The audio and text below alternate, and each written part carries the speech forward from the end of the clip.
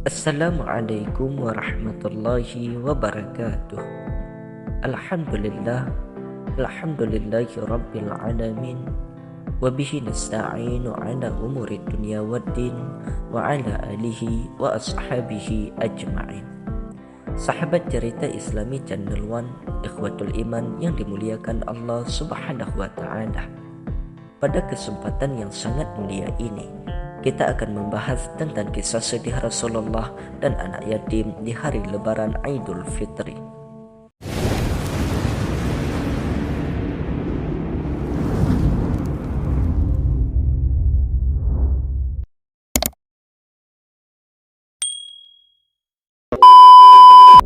Ada sebuah kisah yang diriwayatkan dari Anas bin Malik bahwa dahulu saat Lebaran Idul Fitri tiba, Rasulullah Shallallahu Alaihi Wasallam pergi untuk melaksanakan sholat Aid. Saat itu terlihat sekumpulan anak-anak sedang asyik bermain bersama. Namun di balik kesenangan para anak-anak itu, tak jauh terlihat juga ada seorang anak kecil yang sedang duduk menyendiri dan melihat teman-teman sebayanya yang tengah asyik bermain. Kondisi anak kecil itu sungguh memprihatinkan. Pakaiannya lusuh compang-camping. Tidak hanya itu saja, anak malang itu juga terlihat menangis dengan segala kesedihan yang dialaminya. Melihat hal itu, kemudian Rasulullah Sallallahu Alaihi Wasallam menghampiri anak malang itu. Rasulullah Sallallahu Alaihi Wasallam kemudian bertanya kepada anak itu, "Hai nak, kenapa dirimu menangis sehingga kamu tidak ikut bermain-main bersama mereka?" Anak malang itu rupanya tidak mengetahui siapa orang yang berada di depannya. Si anak lalu menjawab, "Wahai Pak, ayahku telah meninggal saat mengikuti sebuah peperangan bersama Rasulullah Sallallahu Alaihi Wasallam. Kemudian ibuku menikah lagi dan memakan seluruh harta benda milikku. Kemudian aku diusir oleh suami barunya dari rumahku sendiri. Dan sekarang kondisiku tidak punya makanan, minuman, pakaian maupun rumah untuk berteduh.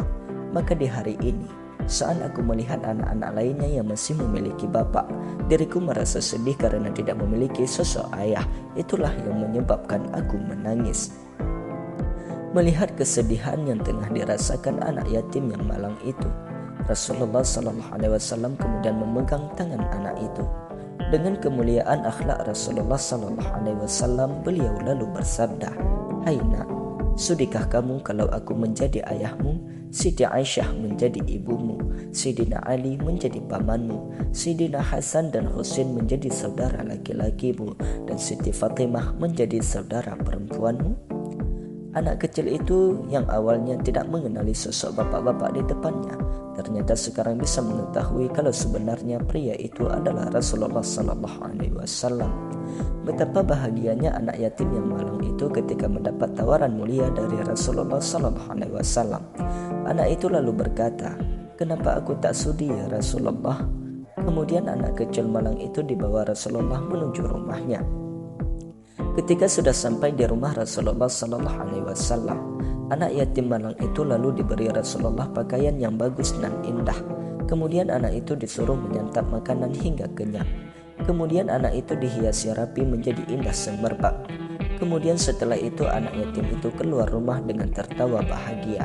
Anak kecil yang malang itu sekarang begitu senangnya diasuh oleh Rasulullah Sallallahu Alaihi Wasallam. Kemudian kumpulan anak-anak yang tadi sedang asyik bermain melihat anak yatim itu. Mereka lalu bertanya kepada si anak yatim itu, "Loh, kan tadi kamu menangis. Kenapa sekarang kamu tersenyum merasa bergembira?" Dengan senangnya anak yatim itu menjawab, "Iya, awalnya aku lapar, tapi sekarang aku sudah kenyang. Awalnya memang aku telanjang, tetapi kini aku telah diberi pakaian. Awalnya aku tak memiliki ayah, tapi sekarang Rasulullah Sallallahu Alaihi Wasallam telah menjadi ayahku. Siti Aisyah menjadi ibuku, Siti Fatimah menjadi saudara perempuanku, Sayyidina Ali menjadi pamanku, Sayyidina Hasan dan Husain menjadi saudara laki-lakiku." Setelah mendengar jawaban dari anak angkat Rasulullah Sallallahu Alaihi Wasallam itu, anak-anak itu merasa iri lalu berkata, "Oh, seandainya saja ayah-ayah kita meninggal dalam peperangan itu, tentulah nasib kita akan seperti itu juga." Begitu irinya para anak-anak itu melihat nasib anak yatim itu beruntung bisa diasuh dan menjadi anak angkat Rasulullah Sallallahu Alaihi Wasallam. Mereka mengandai-andai Jikalau ayah mereka wafat ketika berperang bersama Rasulullah Sallallahu Alaihi Wasallam, tentu nasib mereka akan sama beruntungnya seperti anak yatim itu, yaitu diangkat dan diasuh oleh Rasulullah Sallallahu Alaihi Wasallam.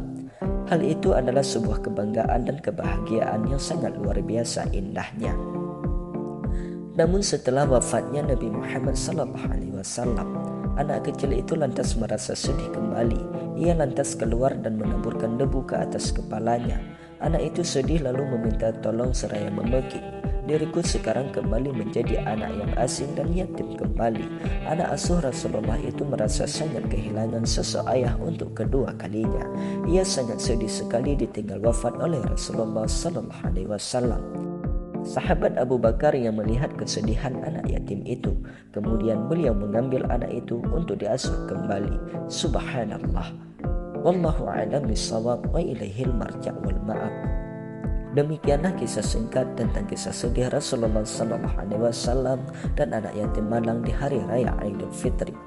Mudah-mudahan kisah ini dapat menjadi manfaat dan motivasi bagi kita dalam menjalani kehidupan kita sehari-hari, dan juga bisa menjadi inspirasi bagi kita dalam menyantuni anak yatim. Mudah-mudahan apa yang kami sampaikan bisa menjadi manfaat, dan atas segala kesalahan kami mengucapkan mohon maaf.